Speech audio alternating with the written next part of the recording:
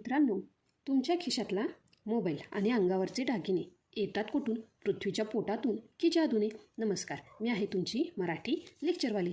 आपल्या जमिनीच्या खाली खनिजांचा मोठा साठा दडलाय बघा विद्यार्थी मित्रांनो. तर खनिजे म्हणजेच काय की निसर्गात जे अजैविक पदार्थ मिळतात त्यांना आपण काय म्हणतो रे? खनिजे असे म्हणतो. पण ह्या खनिजामधून जे काही धातू फायदेशीरपणे काढता येतात त्याला आपण धातुके असे म्हणतो. लोह खनिज, तांबे, सोने ही जी काही खनिजे आपण पाहिलीत ही कशामुळे तयार होतात? तर ही खनिजे होतात जे काही पृथ्वीमध्ये होणारे जे काही ज्वालामुखीचे उद्रेक आहे त्याचा लावा थंड झाल्यामुळे किंवा जे काही भूकंप, वादळे ह्यामुळे काय होतात रे? प्रचंड दाब किंवा तापमान निर्माण झाल्यामुळे काय होतात रे? ही सर्व खनिजे तयार होतात.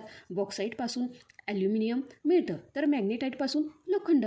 ही साधन संपत्ती मर्यादित आहे, हे विसरू नका. हा खनिजा संपला तर मानवाचं काय होईल? विचार करा आणि कमेंटमध्ये